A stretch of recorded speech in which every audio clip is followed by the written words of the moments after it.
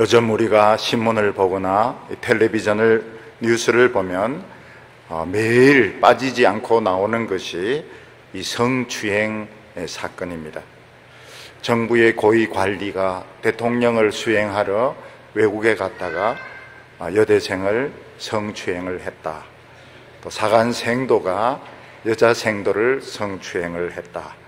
여대생이 밤 새벽 늦도록 술을 마시다가 택시를 탔는데 성추행을 당하고 죽은 시체로 발견이 되었다. 등등 무지기수로 요즘 신문을 거의 도배하다시피 성추행이 빠지지 않고 나오고 있습니다. 어떻게 해서 우리 사회에 이렇게 성추행이 갑자기 많아지게 되었을까요? 옛날에는 그래도 우리나라가 도덕적이었는데 잘 살게 되면서 이 도덕적인 기준이 무너지면서 성추행이 많아지게 되었는가?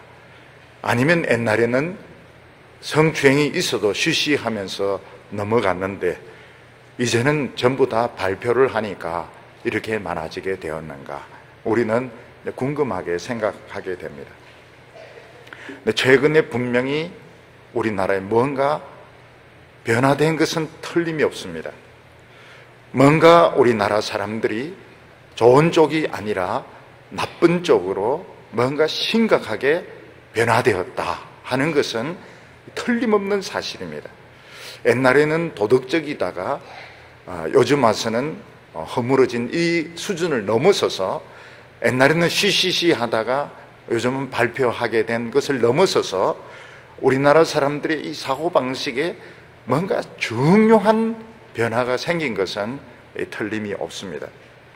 그 중에 하나가 무엇인가 하면 그래도 사람들이 옛날에는 미래를 생각하고 또 다른 사람의 이 행복을 생각해서 어떤 육체적인 정욕이 있다 하더라도 이걸 참았는데 지금은 이것을 전혀 참지 않는다는 것입니다. 사람들이 이제는 욕망을 참지 않게 되었고 거의 정신적으로 자포자기하다시피 이런 상태에서 지금 살아가고 있다 하는 것을 볼 수가 있습니다.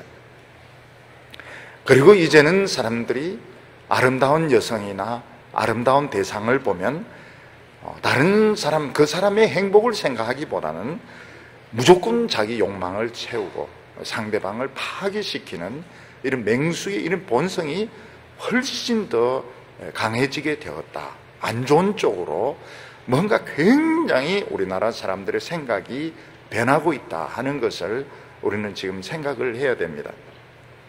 그래서 옛날에는 맹수라고 하면 깊은 산에 가든지 아니면 들판에서나 볼 수 있었는데 이제는 우리 사회 안에서 사람의 모습을 하고 있고 그것도 아주 점잖은 모습 또는 상관이라든지 또는 학생이라든지 또는 지도자라든지 이런 점잖은 모습을 하고 있지만 실제로는 맹수로서 틈만 보이면 덤벼드는 이런 맹수와 함께 살고 있다 하는 것을 인식을 할 필요가 있게 된 것입니다. 우리는 하나님의 백성으로서 우리 자신에게 한번 물어봐야 될 것이 있습니다. 그게 뭔가 하면 우리 하나님의 백성들 또는 하나님의 종들도 다른 사람들과 똑같이 정욕을 가진 그런 인간인가? 아니면 이런 정욕을 다 버려야 하는 천사들인가? 하는 그런 질문을 해볼 필요가 있습니다. 우리 크리스찬들도 엄밀히 말해서는 다른 사람들과 똑같은 정욕을 가진 인간임에는 틀림이 없습니다. 그런데 하나님께서 우리에게 요구하는 것은 그런 정욕대로 살아서는 안 되고 그런 정욕을 다 이긴 천사로 살아야 된다 이렇게 말씀하고 있습니다. 여기서 하나님의 백성들은 두 마음이 싸우게 됩니다. 하나는 무엇인가 하면 나는 하나님의 택함받은 거룩한 백성이니까 모든 추잡하고 더러운 이런 생각들, 이런 행동을 버려야 되고 절대로 해서는 안 된다 하는 생각과 왜 나는 다른 사람과 달라야 되는가? 나는 왜 다른 사람들이 보는 것을 봐서는 안 되고, 왜 다른 사람들이 마시는 것을 마셔서는 안 되며, 왜 나는 모든 것을 참아야 돼? 이건 공평치 못한 거야. 이런 마음들이 서로 싸우게 됩니다. 우리가 예수 믿고 하나님의 백성이라 하더라도 완전히 천사처럼 마음에 정욕이 하나도 없는 그런 상태에서 살 수는 없습니다. 우리도 인간이기 때문에 마음속에 나쁜 생각이 들 수도 있고 그런 충동에 사로잡힐 뻔하는 유혹이 생길 때도 있습니다. 그러나 하나님의 백성들이 끊임없이 이런 유혹과 싸우면서 사는 것과 다른 세상 사람들과 똑같이 살려고 하는 것 사이에는 엄청난 차이가 있게 됩니다. 완전할 수는 없지만 나쁜 생각 충동과 싸우는 것과 왜 내가 참아야 돼? 왜 나는 하고 싶은 거 못하는 거야? 그러면서 스스로 그런 길을 가는 것과 사이에는 엄청난 차이가 나타나게 되는 것입니다. 이사야서는 13장부터 유다 주위에 있는 다른 나라의 죄와 또 그들의 미래에 대해서 예언을 하고 있습니다. 특히 이 13장은 바벨론의 미래에 대해서 어떻게 될 것인지 선지자가 예언을 하고 있는 내용입니다. 이사야 선지가 이 말씀을, 이 예언을 할 때에 바벨론은 아직 세계적인 강대국이 되지 못했을 때였습니다. 여전히 아수르가 세계 최강대국이고 바벨론은 지금 점점 야망을 불태우고 정복적인 국가가 되려고 힘을 모으고 있는 단계였습니다. 정글을 비유한다면 아수르는 지금 세계 최강자고 바벨론은 앞으로 강자가 되기 위해서 지금 힘을 모으고 있는 이런 상태에 있습니다. 오늘 말씀을 이렇게 보면 하나님께서 땅끝까지 군대를 모아서 어떤 나라를 멸망할 것이다 이렇게 예언을 하고 있습니다. 거의 대개의 성경학자들은 이 멸망시키는 나라가 바벨론이다 이렇게 예언을 하고 있습니다. 저는 이 해석을 좀 달리해서 앞부분에서 공격당하고 멸망하는 나라는 유다고 후반부에서 쫓겨나서 망하는 나라가 바벨론이다 이렇게 해석을 합니다. 그러니까 일반적인 이런 해석에서 벗어나서 이사야서 13장을 반으로 나누어서 앞부분은 유다의 멸망에 대해서, 후반부는 바벨론의 멸망을 예언을 한다. 이것은 제 자신의 과거의 해석과도 좀 다른 해석입니다. 왜 그렇게 이렇게 해석을 입장을 바꾸게 되었는가 하면 이 당시 바벨론은 아직 강대국이 되지 못했고 아직 유다를 공격하기 전입니다. 그리고 두 번째는 오늘 이 본문에 여호와의 날이란 이런 표현들이 나오고 있는데 이 여호와의 날이라는 표현들은 대개 유다가 바벨론에 공격을 당할 때 선지자들이 썼던 표현입니다.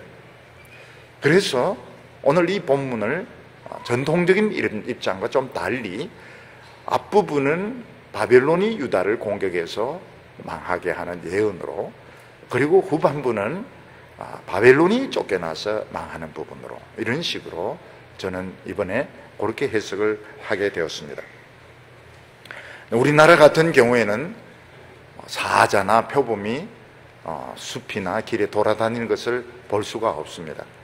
우리가 그런 맹수들을 보려고 하면 비행기를 타고 아프리카 케냐라든지 이런 데 가서 국립공원에 들어가야 볼 수가 있습니다. 마찬가지로 하나님의 백성들과 이 세계 강대국은 서로 떨어져서 별개의 나라로 존재할 때가 많습니다. 그러다가 어떤 때 이런 강대국과 하나님의 백성들이 만날 때가 있습니다. 그때 대개 이 강대국들이 어떤 하나님의 백성을 만나는가 하면 아주 싱싱하고 믿음이 좋은 하나님의 백성들을 만나는 것이 아니라 아주 시들었고 부패할 대로 부패한 이런 하나님의 백성들을 만나게 되는 것입니다. 하나님께서는 이스라엘 백성들 또 하나님의 백성들에게 율법의 말씀을 주셔서 스스로 자발적으로 하나님의 말씀에 복종하게 하셨습니다. 하나님의 백성들이 스스로 하나님의 말씀을 듣고 스스로 죄를 이기고 하나님의 말씀에 복종한다 하는 것은 천사보다 더 높은 수준의 축복인 것입니다. 그러나 하나님의 백성들의 마음이 좀 교만해지게 되면 왜 우리는 하나님 말씀대로 살아야 돼? 왜 우리는 욕심 부리면 안 되는 거야?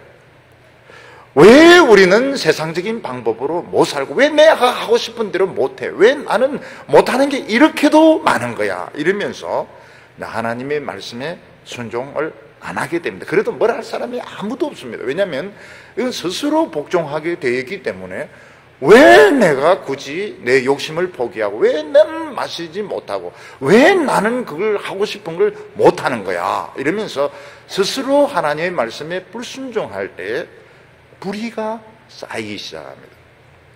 자기 자신은 느끼지 못하지만 이스라엘 안에, 하나님의 백성 안에, 교회 안에 불의의 쓰레기들이 쌓이게 되는 것입니다. 이때 하나님께서는 어느 날 강대국을 끌어들여서 하나님께 치시고 불로 태우게 되는데, 그때는 정말 하나님이 주신 것 말고는 다 없어지게 됩니다.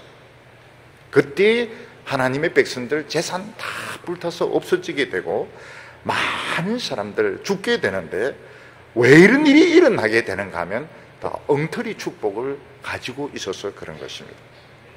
하나님의 백성들이 스스로 하나님을 두려워하고 스스로 겸비하지 않고 말로는 잘 믿는다 하면서 자기 하고 싶은 거 다 할 때에 하나님께서는 강대국을 끌어들여서 이 쓰레기를 치우게 하시는 것입니다.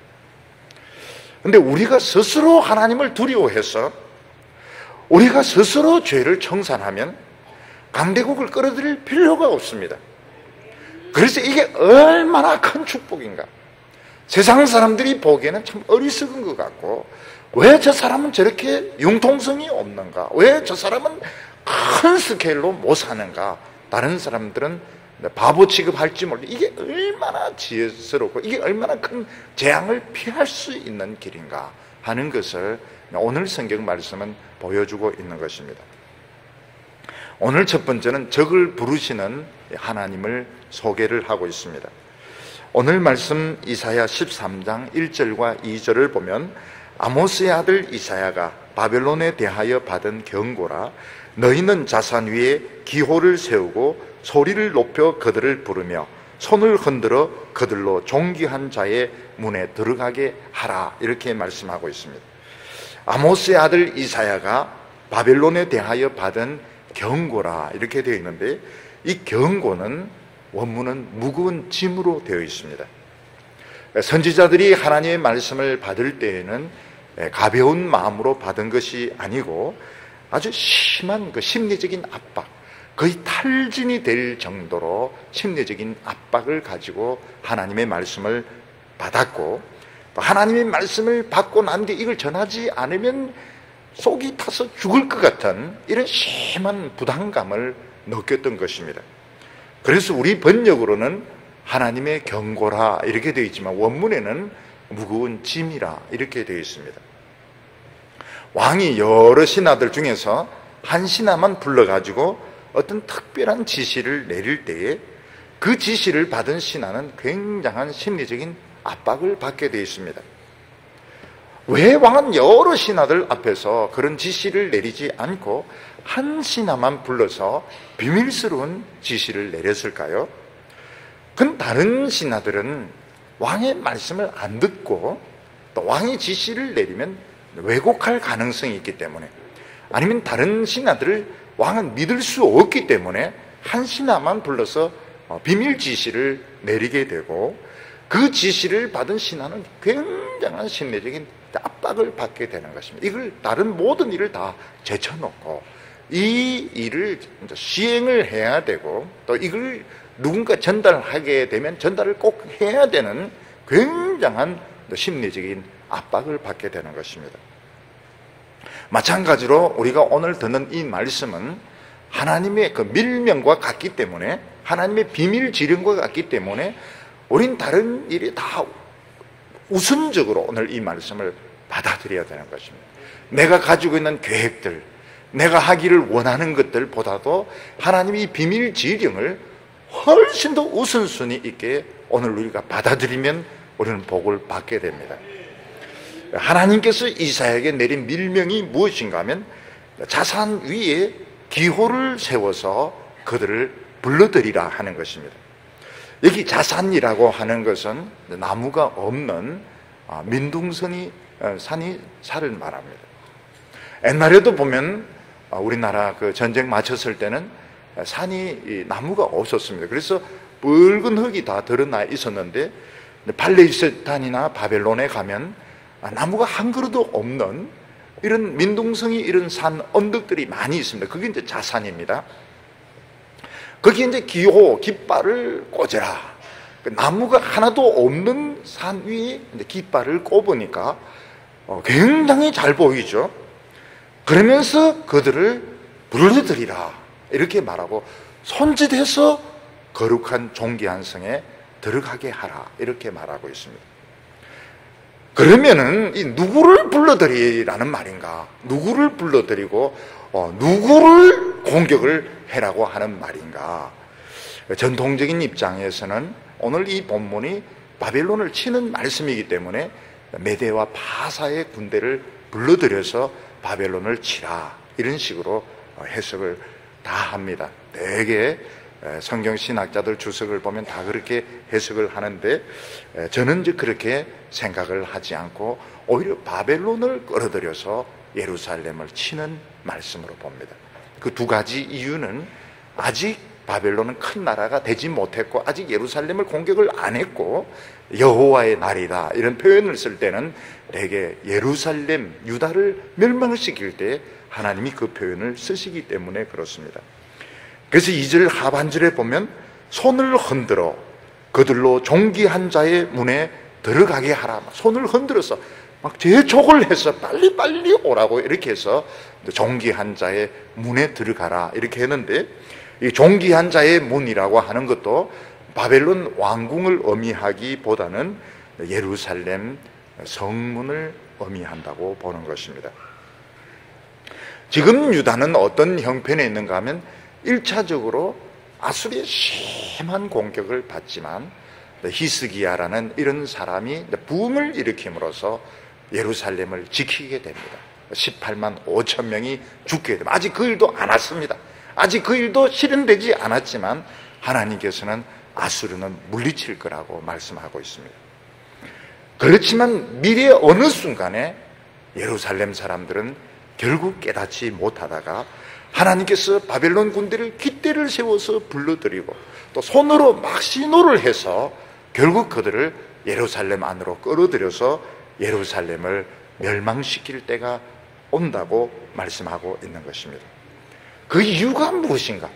왜 하나님께서는 아수르 군대로부터 예루살렘을 지켜주시면서 또 한편으로는 먼데 있는 바벨론 군대를 깃발을 세워가지고 오게 하시고 막 손을 흔들어서 존귀한 자의 문으로 들어가게 하시는가? 그것은 하나님의 백성들이 하나님의 백성답게 사는 것을 부담스럽게 생각하고 그들이 스스로 머리를 믿고 세상 사람을 따라갔기 때문에 하나님은 세상을 끌어들일 것이라고 말씀하고 있는 것입니다.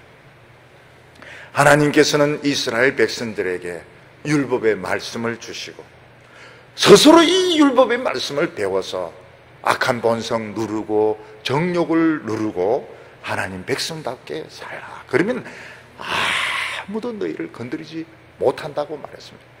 바벨론, 아수르가 아무리 강한 나라라 하더라도 스스로 하나님의 말씀을 읽고 스스로 지키면서 겸손한 마음으로 살 때 아무도 너희들을 건드리지 못한다. 이런 약속을 하셨습니다. 근데 하나님의 백성들이 어느 정도 이렇게 똑똑해지고 어느 정도 성공을 하게 되면 성공의 길이 이제 눈에 보이게 되는 것입니다.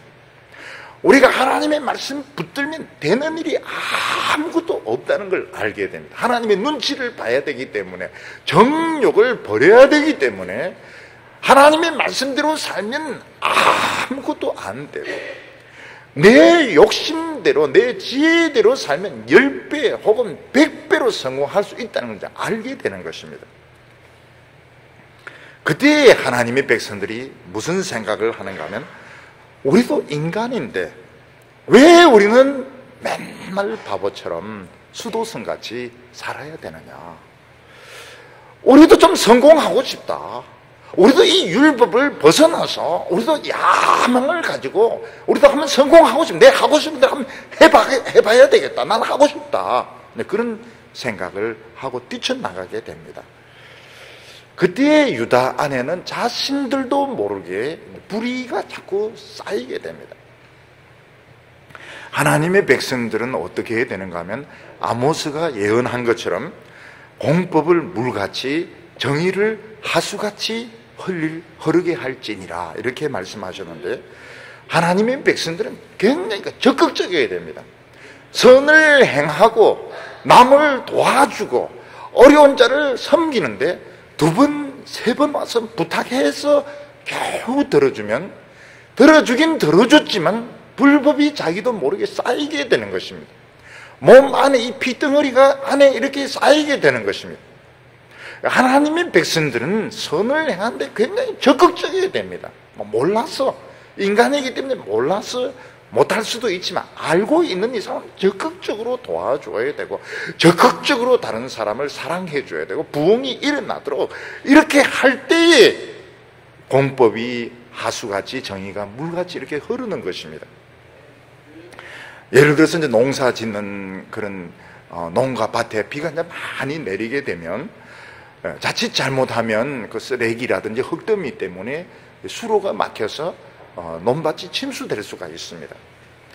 그러면 이제 농부들이 나와서 이 삽을 가지고 꽃갱이 같은 것으로 흙더미 같은 것들, 돌 같은 거 막 치워지면 물이 쫙 내려가는데 굉장히 이제 속이 시원하게 됩니다.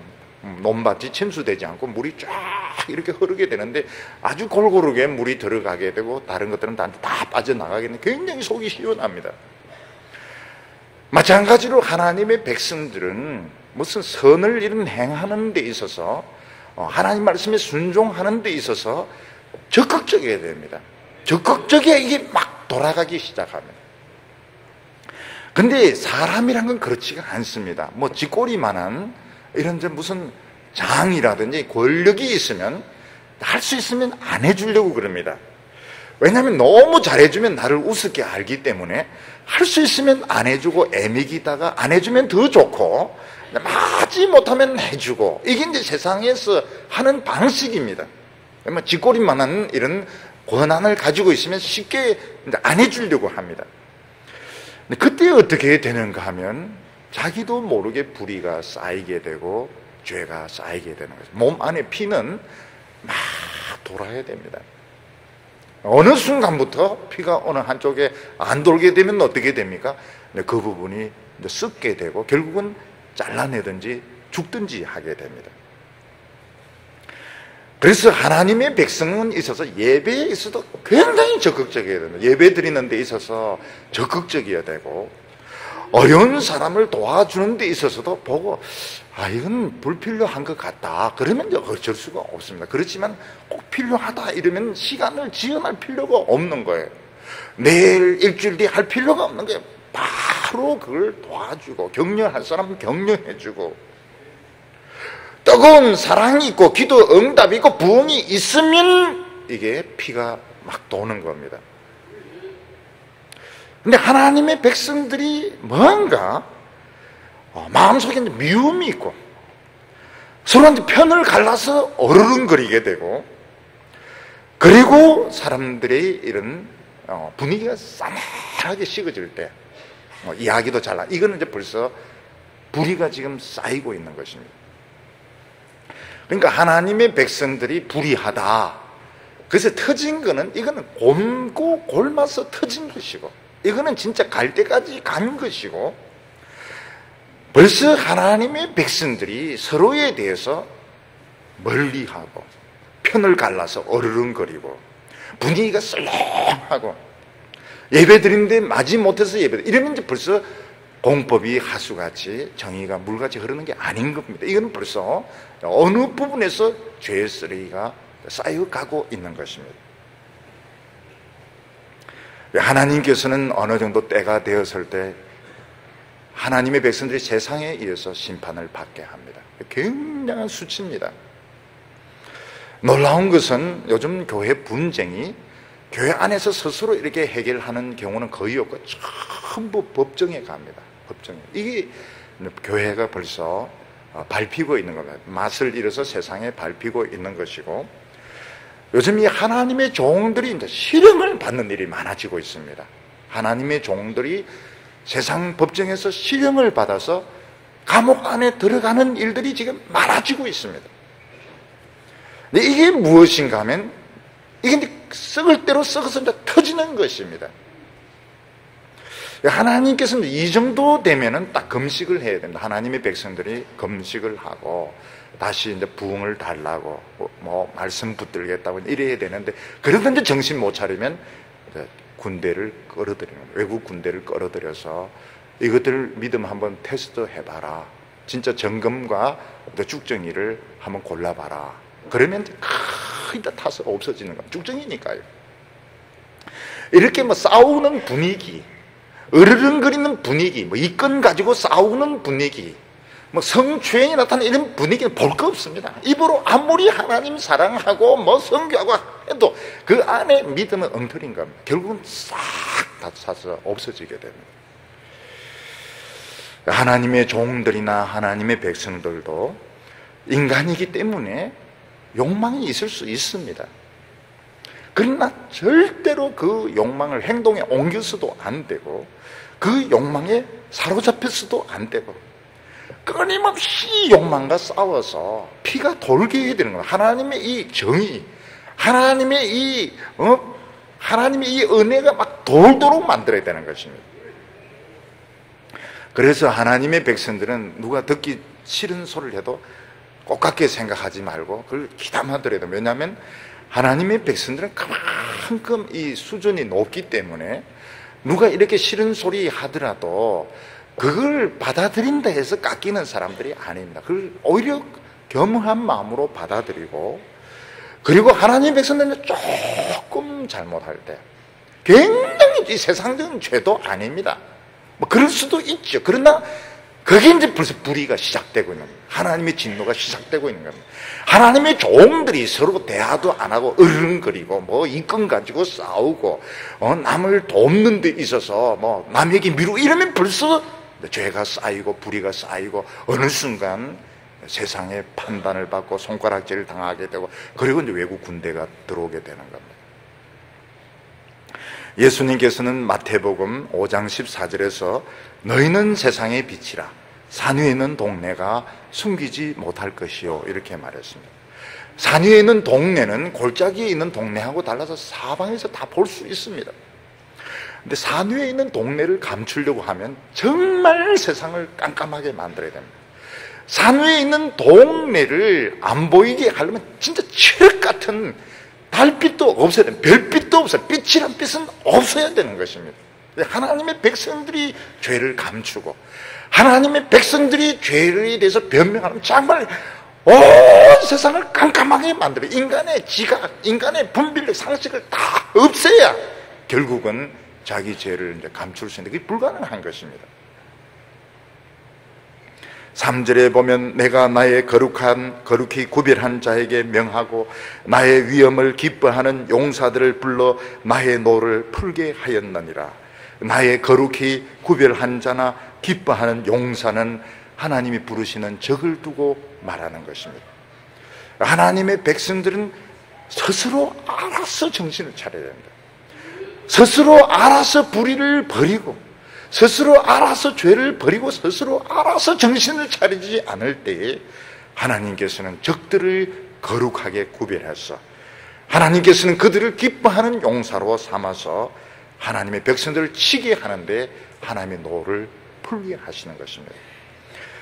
이것을 보면 하나님의 백성들이 하나님의 말씀을 업신여기고 스스로 똑똑하다고 생각할 때 하나님이 얼마나 답답했으면, 얼마나 하나님의 진노가 하나님의 마음을 누르고 있었는지 알게 되는 것입니다. 하나님의 백성들은 양이기 때문에 하나님의 백성들은 겸손하고 하나님 말씀밖에 모르고 기도하고 이게 정상적인 것입니다.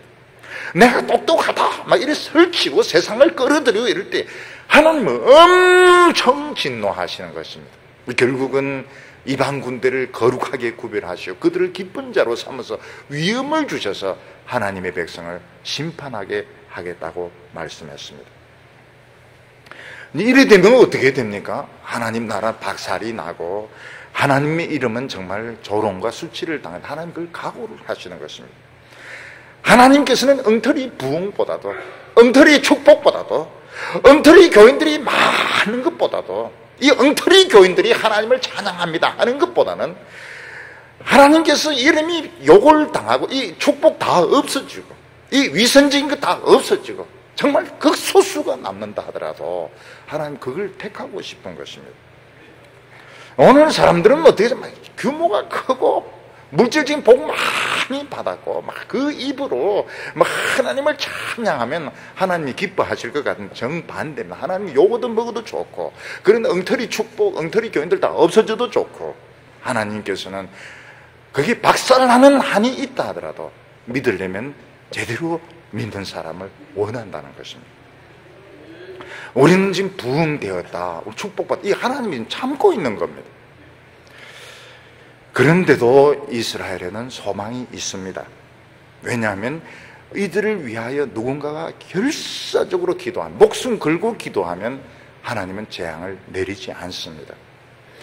이스라엘 백성들이 모세가 시내산에 그 돌비를 받으러 올라갔을 때 40일을 기다리지 않고 금송아지를 만들어서 막 춤추고 절하고 막 난리를 쳤습니다.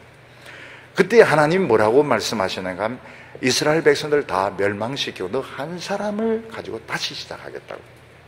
이게 하나님이 그렇게 그냥 하신 말씀이 아니에요. 200만 명 무슨 소용이 있느냐? 엉터리 축복이 무슨 소용이 있느냐? 내 이름 요거도 먹어도 괜찮다. 나는 다시 시작하겠다. 그때 모세가 결사적으로 기도합니다. 또 40일 안 먹고 40일 잠도 안 자고 결사적으로 기도해서 결국 200만 명을 살려내게 되는 것입니다. 오늘도 마찬가지입니다. 하나님 우리 축복하셨다, 우리 부흥했다 막 기뻐하는데 실제로는 하나님 그걸 원치를 않는 것. 믿으려면 제대로 믿으라. 하나님이 참고 있을 때에 누군가가 정말 목숨을 걸고 내가 세상적으로 성공하지 못해도, 내가 세상적으로 인정을 받지 못해도 정말 내가 목숨을 걸고 내 기도하겠다, 그러면 하나님께서 재앙을 내리지 않습니다. 하나님께서 그들을 구원해 주시는 것입니다. 오늘 두 번째로 우리 인간은 왜 미리 하나님을 두려워하지 않을까 하는 것입니다. 우리가 이제 어떤 죄를 지었을 때 제일 두려운 것이 하나님이 어떻게 하실까, 이것보다도 누가 알면 어떻게 할까. 우리는 이제 사람을 더 걱정을 합니다. 사람이 알까 싶어서 더 두려워하게 됩니다. 왜냐하면 하나님 눈에 안 보이시고 하나님은 어차피 다 아시니까 인간이 이제 모르기를 바라는 것입니다.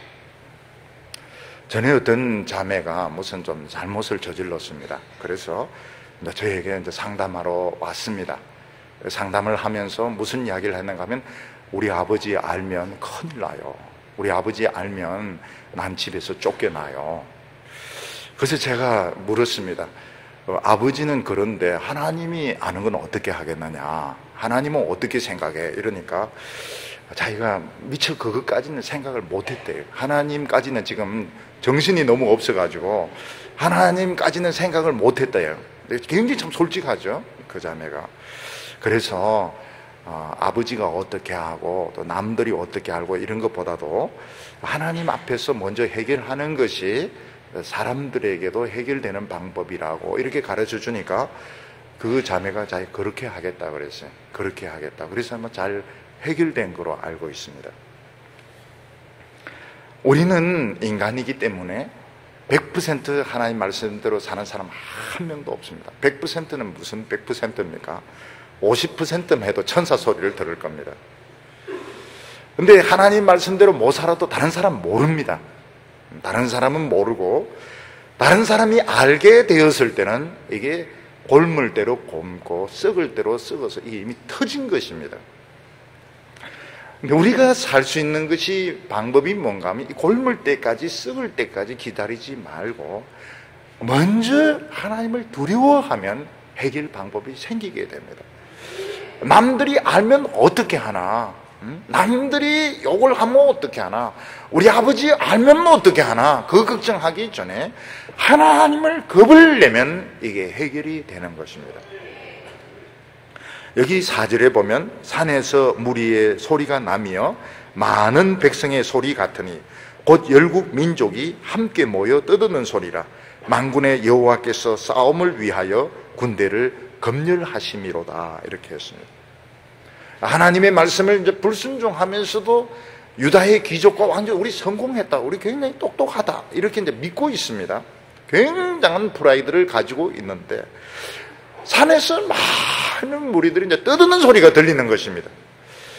도대체 지금 누가 떠든가? 우리 지금 백성들은 지금 나간 사람도 없는데 누가 저런 산후에서 저렇게 많은 사람들이 떠드는가? 올라가 보니까 수많은 민족들이 땅 끝에서부터 와서 검열을 받고 있는 것입니다. 하나님이 검열하고 있는데 내가 지금 불렀는데 안 온 족속이 지금 어느 족속이냐, 무기는 잘 준비가 되어 있느냐, 예루살렘을 공격할 때 어떻게 하는지 그걸 다 지금 알고 있는데 하나님이 지금 점검을 하고 있는 것입니다. 예를 들어서 어떤 사람이 이제 밤에 택시를 타고 다 집에서 내리는데 시커먼 옷을 입은 많은 사람들이 있습니다. 이 사람들이 뭘 하느냐 이렇게 가만히 보니까 우리 집을 공격하는데 어떻게 대문을 부수며 누구를 죽이며 어디를 불사지를까, 이걸 이제 미리 점검을 하고 있다. 넌 권총 가지고 있어, 너는 뭐 칼 가지고 있어, 이걸 이제 점검을 하고 있는 걸 알았다면 어떻게 하겠습니까? 빨리 도망을 치든지 아니면 식구가 안에 있으면 몰래 들어가서 어떻게든 피신을 시켜야 되는 것입니다. 유다 지도자들은 왜 하나님의 말씀에 목숨을 걸어야 돼? 이 세상에 얼마나 할 일이 많고 성공할 일이 많은데 왜 넓은 수 없이 융통 없이 하나님 말씀만 붙들어? 그때 전 세계에서 군인들이 지금 싸우려고 다 와 있고 하나님은 그 준비물을 검열을 하고 계셨던 것입니다. 5절에 보면 무리가 먼 나라에서 하늘 가에서 왔으며 곧 여호와와 그 진노의 병기라 온 땅을 멸하려 함이로다. 이렇게 말했습니다. 하나님께서는 저 땅 끝에서부터 민족들을 몰아오셨습니다. 왜 하나님께서는 저 먼 나라에서부터 사람들을 막 몰고 오셨을까요? 유대 주위에 있는 나라들은 서로 언어가 통합니다. 언어가 통하기 때문에 와서 막 불 지르고 물건 뺏어가고 이래도 멸망은 안 시킵니다. 근데 저 땅 끝에서 온 나라 사람들은 언어가 안 통합니다. 봐주세요, 이게 안 통하는 겁니다. 미국 가서 운전하다가 봐주세요 이러면 안 봐줍니다. 왜냐하면 말도 안 통하고 법도 틀리고 이러니까요. 그러니까 이 세계 땅끝에서 온 사람들은 이 말이 안 통하, 봐주세요 이게 안 통하는 겁니다. 그냥 자기들 원래 의도대로 다 쓸어버리는 겁니다. 그때에 이제 유다 백성들이 애통을 하기 시작합니다. 6절에 너희는 애곡할지어다 여호와의 날이 가까웠으니 전능자에게서 멸망이 임할 것이미로다. 참 안타까운 것은 전능자 샤다이라는 이런 이름은 이스라엘 백성들에게 정말 그 축복의 이름이었습니다. 전능하신 하나님, 우리가 병들었지만 고쳐주시고 멸망당할 뻔했지만 건져주시는 최고로 아름다운 이름, 전능자의 이름 샤다이 이름을 그들은 이제 잃어버렸습니다. 원수가 되었습니다. 여호와의 날이라고 하면 하나님께서 악을 심판하시고 이스라엘을 멸망해서 건져주시는 날인데 이스라엘이 망하고 유다가 망하고 예루살렘이 망하는 그 비참한 날이 되었던 것입니다. 유다 백성들이 하나님을 무서워하지 않고 세상에서 챙길 것 다 챙기고 가질 수 있는 것 다 가지고 그들이 세상에서 성공했을 때 그들이 잃어버렸던 것이 뭔가 샤다이를 잃어버렸다. 하나님을 잃어버렸던 것입니다. 하나님의 그 구원의 날을 멸망의 날로 바꾸어 놓았던 것입니다. 하나님이 백성들의 장기가 뭔가 하면 하나님의 심판을 축복으로 바꾸는 건데 축복을 저주로 바꾸었던 것입니다. 그 세상에서 성공하려고 하나님 말씀을 우습게 하느라고. 유다 백성들은 너무나도 조그만 걸 얻고 큰 것을 놓쳤던 겁니다. 여호와를 잃어버렸던 것입니다. 축복의 날을 잃어버렸던 것입니다. 유다 왕족들과 귀족들은 그들이 하나님의 말씀을 우습게 할 때, 그들이 예배 드릴 때 감동이 없어요. 그때 울었어야 되는 것입니다. 하나님의 말씀을 들을 수 없게 되었을 때, 누군가가 말씀 전한다지만 정말 시시한 이야기, 웃기는 소리 할 때 그때 울어야 되는 것입니다. 근데 재미있다, 굉장히 재미있다, 개그맨보다 더 재미있다 막 기뻐했을 때 나중에 울게 되는 것입니다. 하나님의 백성들은 언제 울어야 됩니까? 왜 이 강단에서 하나님의 말씀이 선포가 안 되냐? 왜 능력의 말씀이 안 나오는 거냐? 왜 기도가 안 나오는 거야? 왜 우리는 선을 행하는데 그렇게 민기적거리고 그렇게 절차가 복잡하냐? 그때 이제 울어야 되는 것입니다. 근데 그때 안 울다가 언제 옵니까?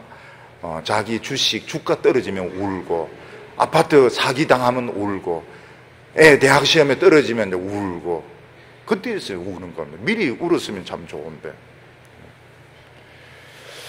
왜 미리 하나님을 두려워하지 않았을까? 왜 하나님을 미리 겁내지 않았을까? 미리 겁내면 아무것도 못하거든요. 교회에서 우습게 하거든요. 그러니까 다른 사람에게 지기 싫어가지고 하나님을 겁을 안 내었던 것입니다. 요즘 미리 겁내는 사람들 많이 있습니다. 암에 걸렸을 때 초기에 발견되면 웁니다.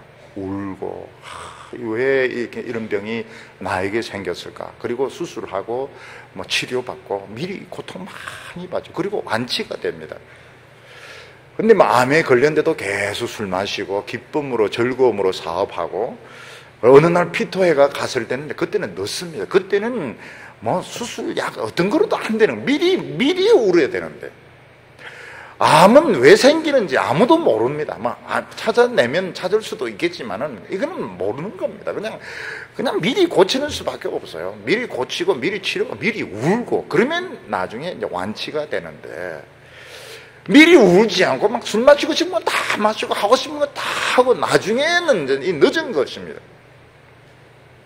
하나님의 백성들이 이제 설교 들으면서 애통을 해야 됩니다. 설교 들으면서 애통하고, 마음의 계획 잔뜩 세워나갔다가 이제 설교 들으면서 포기하고, 되는 일이 없죠.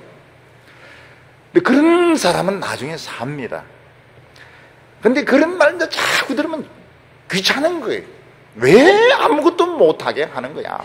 일단 일 저질러 놓고 갈 때까지 딱 가고 난 뒤에 넣는 겁니다. 그때 이제 울게 되는 겁니다. 7절과 8절 보면, 그러므로 모든 손이 피곤하며 각 사람의 마음이 놀랄 것이라. 그들이 놀라며 괴로움과 슬픔에 잡혀서 임산한 여자같이 고통하며 서로 보고 놀라며 얼굴은 불꽃 같으리로다. 하나님께서 진노하시는 날에는 인정사정을 봐주지 않습니다. 자기 백성들의 죄를 전부 다 하나님 폭로하시고, 의인, 불의한 사람을 한꺼번에 심판하시기 때문에 정신을 차릴 수가 없습니다. 손이 피곤하여 하는 것은 손이 너무 떨려가지고 그동안 쥐고 있던 돈, 권력, 명예 다 빠져나가는, 쥐고 있을 수가 없습니다. 하나님께서 막 몰아붙이면 지금까지 양손으로 쥐고 있던 거 다 놓치게 됩니다. 그리고 서로 보면서 놀랍니다. 당신도 망했어? 너도 망했구려? 우리 모두 망했네. 정말 망할 것 같지 않던 똑똑한 사람들, 날고 기든 사람들인데 다 망한 겁니다. 서로가 놀랍니다. 너도 망하고 나도 망하고 우리 모두 망했네. 서로가 놀라게 됩니다. 임산한 여자같이 막 배를 쥐어 짜면서 이제 고통을 하는데, 임산한 여자는 아기라도 낳죠. 이 아기도 없습니다. 그리고 얼굴이 불꽃 같습니다. 너무 화가 나기 때문에. 어떻게 해서 돈을 벌었는데, 어떻게 해서 이 자리까지 오게 되었는데, 얼굴이 불꽃같이 막 물그럭푸그럭 하는데, 사람들은 겁내는 사람이 아무도 없는 겁니다. 이미 그 사람의 권력은 떠난 겁니다. 오늘 이 세 번째로 하나님은 철저하게 진짜와 가짜를 가려낼 것이라고 말씀하고 있습니다. 하나님께서 왜 이렇게 바벨론 군대를 끌어들이셔서 사랑하시는 그 하나님의 백성들을 이렇게 진노하실까? 그 중에 진짜를 골라내려고 하는 것입니다. 사도 바울은 사람이 집을 지을 때 금과 은과 보석으로 짓는 사람이 있고 나무나 풀이나 짚으로 짓는 사람이 있는데 불로 심판하면 나무나 풀이나 짚으로 지은 집은 다 타서 없어진다고 말했습니다. 하나님께서 이런 바벨론의 불로 심판하시면 엉터리 축복, 엉터리 성공, 엉터리 부흥은 다 타서 없어지게 되는 것입니다. 정말 믿음으로 부흥하고 믿음으로 응답받으면 바벨론 군대가 새까맣게 몰려와도 못 넘어가게 됩니다. 엉터리니까 불로 타는 겁니다. 결국은 둘 중에 하나입니다. 결국 남는 것은 무엇인가 하면 하나님이 진짜 축복으로 주신 것은 남습니다. 그렇지 않으면 지금이라도 목숨 걸고 말씀 붙들면 생명은 건진데 생명 건지면 살 수 있습니다. 다시 일어설 수가 있습니다.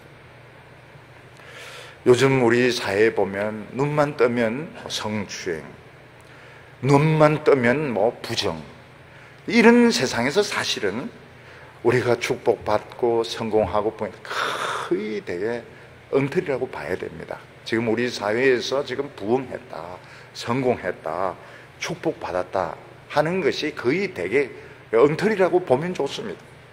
만약 하나님께서 우리 사회를 불로 심판하면 과연 남을 수 있는 것이 있을까? 남을 수 있는 게 별로 없습니다. 거의 잿더미로 다 타게 될 것입니다. 이때 우리가 살 수 있는 길은 아직 시간이 있을 때에 말씀에 목숨을 거는 겁니다. 세상 성공 부러워하지 말고 누가 성공했다, 신문에 났다, 이거 따라가면 큰일 납니다. 그거 다 내려놓고 기도에 목숨을 걸면은 살 수가 있습니다.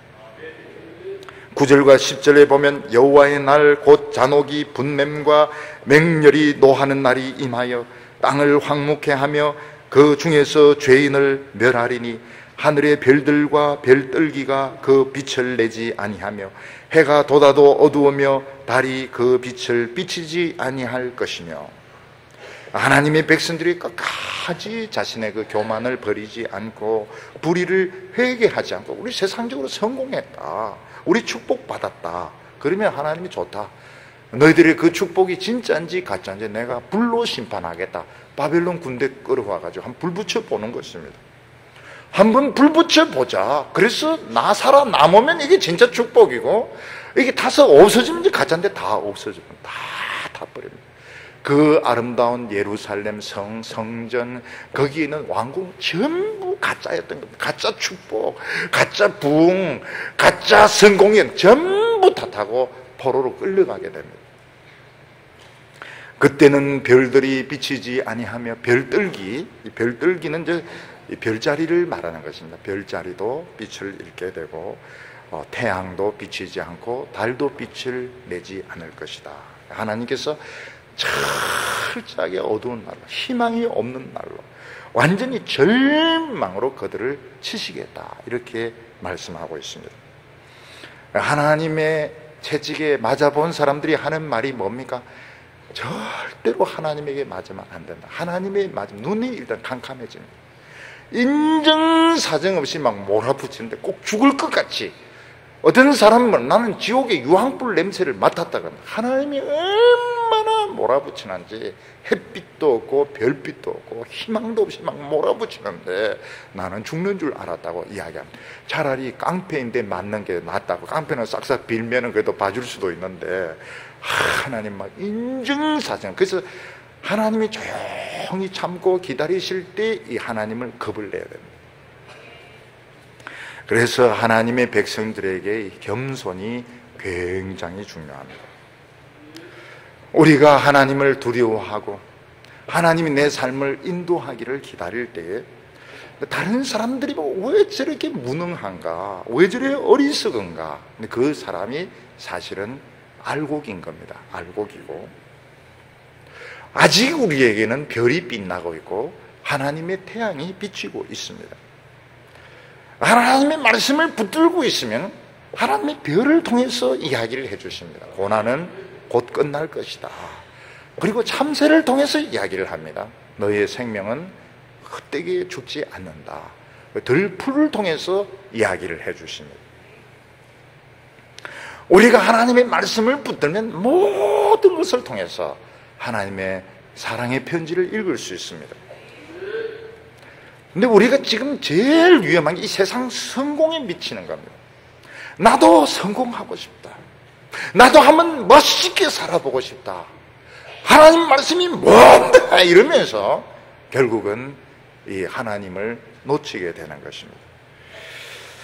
지금 하나님의 말씀을 믿으면 적어도 분명한 거 하나는 마음대로 죄를 짓지 못합니다. 마음속에 세상을 향한 욕망이 있습니다. 죄의 충동도 있습니다. 그렇지만 막 죄와 안에서 막 싸움이 일어나면서 결국은 죄를 못 짓는다. 이게 사는 길입니다. 지금 우리 사회는 술만 마시면 죄를 짓습니다. 술만 마시면 맹수로 변하고 짐승으로 변하고, 일단 술만 마시면 직책이든지 이거 없습니다. 그냥 여자에게 덤벼들고 막 옆에 가는 사람 덤벼들고, 굉장히 지금 위험한 이런 세상에서 살고 있습니다. 이런 게서 하나님이 심판을 피할 수 있는 방법은 절대로 이 성공에 미쳐서는 안 됩니다. 다른 사람 성공한 거는 성공한 거고, 나는 하나님이 주신 것으로 만족하겠다. 하나님이 주신 것은 하나님이 알고 계십니다. 여성들은 집에 밥그릇을 알고 있지 않습니까? 또 공부하는 사람들은 자기 책을 보면 딱 압니다. 하나님은 자기가 준 복인지 아닌지 딱 압니다. 하나님이 준 복은 바벨론이 불태워도 타질 않습니다. 그래서 우리는 지금 하나님이 안 주신 복을 많이 가지고 있는 게 이게 문제인 겁니다.